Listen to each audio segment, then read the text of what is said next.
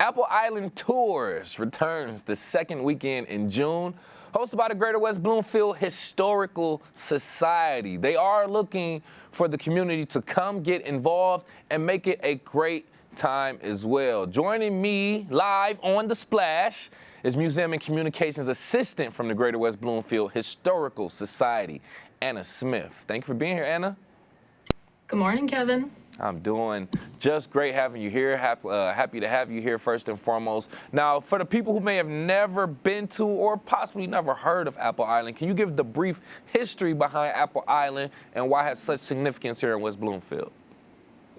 Yeah, absolutely. That's a good place to start. So if we take it back to the very beginning, the island was formed probably 10 to 12,000 years ago during the last glacial period in Michigan.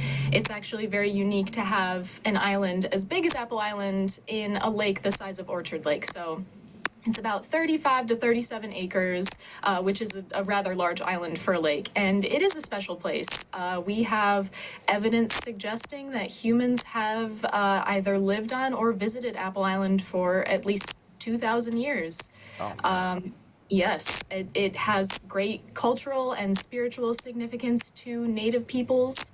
It has for a long time, and even continuing onward after the Treaty of 1807, when the government purchased land around here, the island continued to go through many hands of ownership, and there have been many families who spent time on the island back after settlers came to the area. And even then, the stories and the sort of importance of the island and the romanticism around the islands and the stories they continue on, and even into the present now we continue to learn and share the stories and history of the island during Apple Island tours. It's a great, unique experience that we get to bring to the community. Woo! Seems like that's a lot that's going on and has happened right there in that island. Man, that 2,000 plus years, 10,000, wow, okay, that's a lot. So that means it's a lot to break down, it's a lot to experience. So you just explain what people can expect from this year's tours. Are there anything new stories, exhibits, elements?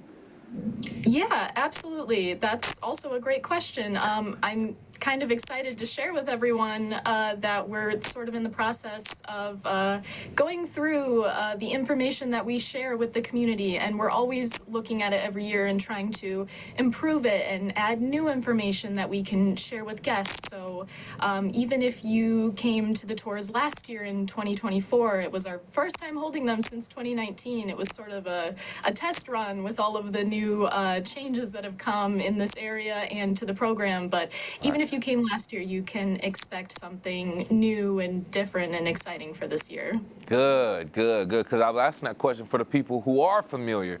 Talking about people who may not be, but for the people who may have visited, they're like, okay, I've seen it.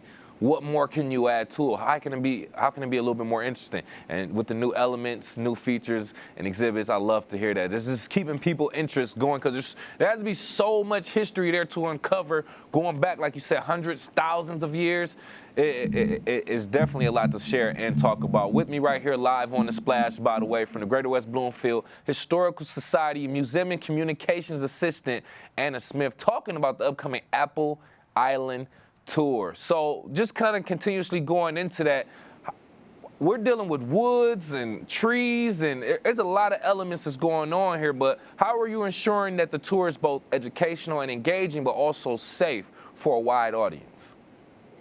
Yeah, absolutely. So we stick to a drawn out and planned path. The school district does a great job maintaining the trails on the island, but we do ask people, and we'll make sure to put this out to everyone who's interested in coming, but make sure you are bringing your bug spray. Our docents and volunteers will also have bug spray for you. We have plans in place in case the mosquitoes on the island are particularly bad this year, which it feels like last year we had a lot of guests saying that the mosquitoes weren't bad. So we're going to hope that trend continues, but make sure you wear your bug spray. Yes. The thing about an island on a lake is it's about 10 degrees colder than the mainland. So even though we're in the middle of June, you might want to put on a few layers that you can either take off or wear just in case it gets a little chilly for you out there. And We also ask that you wear closed-toed, good walking shoes. It is like you're taking a hike out there, even if you are on a trail. So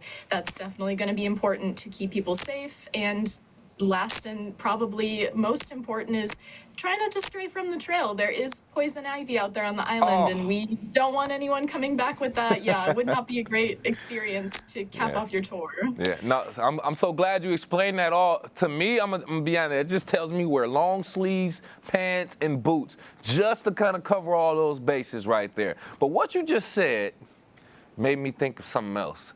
Any animals, insects, unique animals or insects, or just general, on this island that we could expect to see? Yeah, to be honest, you never really know what you might see. There's some great nature out there. There Uh-oh. are over 400 plant species on the island alone, and it represents all of Michigan's 4 biomes in one place. So really, you could get a lot of anything. But we get a lot of exciting stories. I actually got a call at the museum a few months ago back when the lake was still frozen over from a mother and her child who saw something out on the lake near the island, and they were trying to figure out what it was. And you know, if you're not there, it's hard to tell. But we've seen coyotes, Oh my God. we've seen foxes out near the island. Last year, one of our volunteers actually saw a deer on the island, which is really cool because that means the deer took the Walked on time the and ice, actually yeah. swam out to the island. Yeah, Yeah, that's right. So it's that's exciting. crazy. And yeah, there's a lot of great features on the island itself. One that we always highlight on the tour is some of the trees that are out on the island. I mean, we Hmm. have a 250, 300-year-old maple tree, and she's lovingly referred to as Grandmother Maple. There So you go.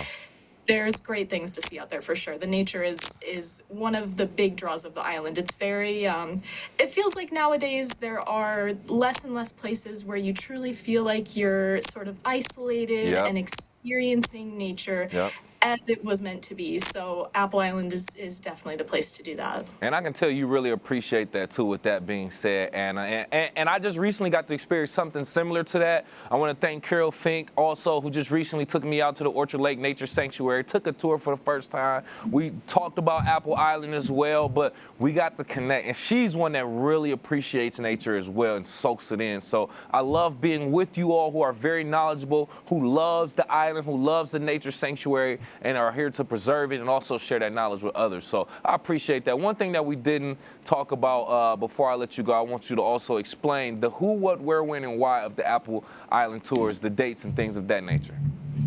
Yeah, absolutely. So this year, the tours are going to be held the second weekend in June. That's going to be June 14th and 15th. We're going to start the tours around 10 a.m.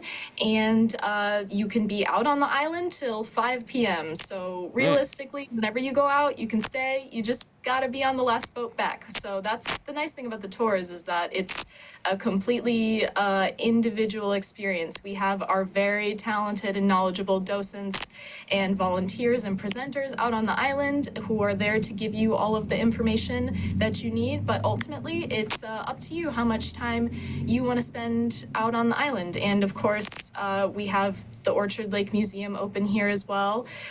There will be tons of activities. We'll have snacks for sale. We'll have games. The Okay. museum will be Ooh, open, okay. so you can come in, check out our exhibits. Yep. So, really, there's just a ton to do. It's like a whole day of fun, and you know, you can bring the entire family, take a tour, and then spend time at the museum.